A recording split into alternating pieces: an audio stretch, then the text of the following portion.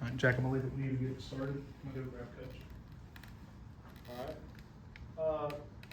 Jerry, if you just start with an opening statement, we'll follow with questions. Yeah, it's a great day to be a Golden Eagle. Really excited about bringing Missy back to Hattiesburg. Was a really good process for us. We had a great group of candidates. Was I won't say surprised, but just very pleased with the group of candidates we had, and so we had to dig in and really get in the trenches and try to make the right decision and feel very, very confident with where we ended up. And like I said, excited about her being back here in Hattiesburg and the level of support and community engagement that we're going to have kind of as a platform to start with. I think is going to be really strong, and then certainly doing all the work to help her build her program, her roster, the way she needs to, and capture that excitement. Jeremy, Missy's fit here at Southern Miss, so just where she's from, everything. How exciting is that to bring that to this program? Yeah, I think it is. I think I mentioned during the press conference, during my remarks, that it's probably, we're in a situation probably across the country where women's basketball is more popular than it's ever been. And I think Missy, of course, it's just one part of the equation, but I think Missy gives us an opportunity to really begin to get people engaged in the program. And not that we haven't before, because we've certainly had times where we've had great crowds and a lot of success. I think, but she's starting from a different place because of that support in the community.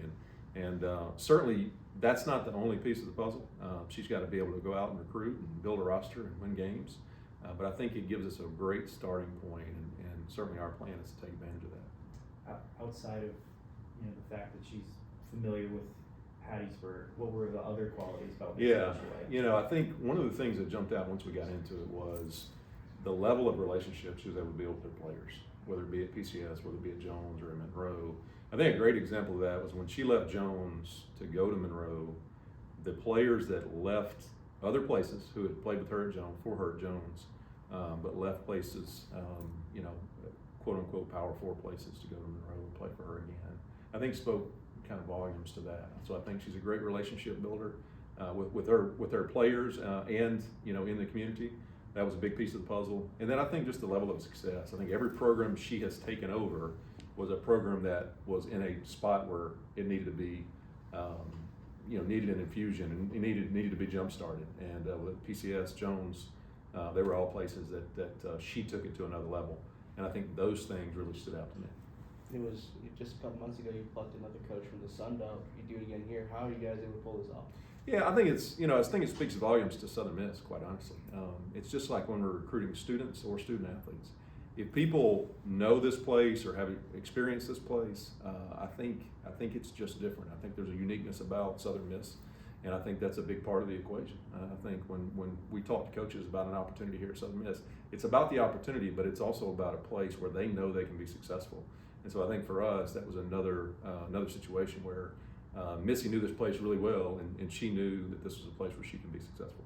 Were the funds for her buyout securely, secured? Yes, yeah, we took care of that, before we kind of got too far down the road. So it's something you have to do when you're making those kind of decisions. So we're in a good spot there.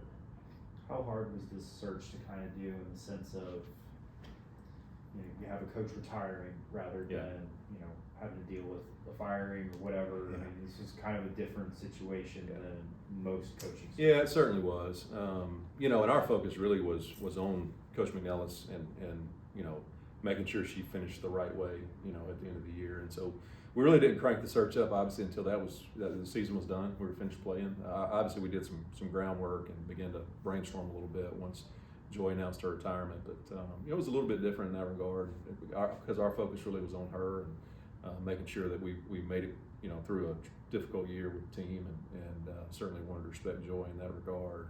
And then we were able to kind of shift gears and move into search mode, if you will, moving as quickly as we could. Certainly, you've got, these days you have different parameters. You think about the transfer portal and all the things you have to kind of work around.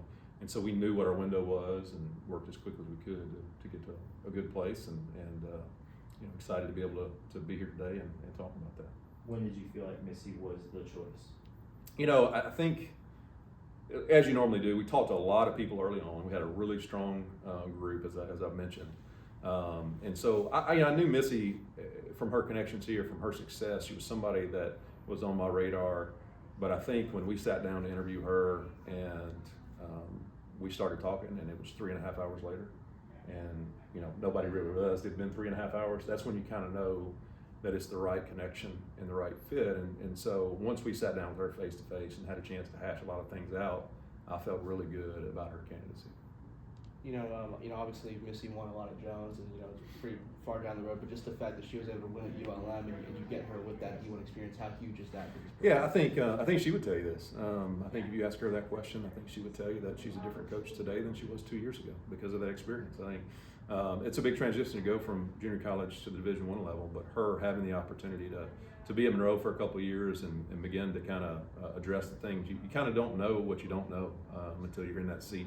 And so I think for her, she's in a much better spot, different spot than she was a couple of years ago coming out of Jones. And so I think the timing here really lined up well for everyone. And I think she's better today for that experience.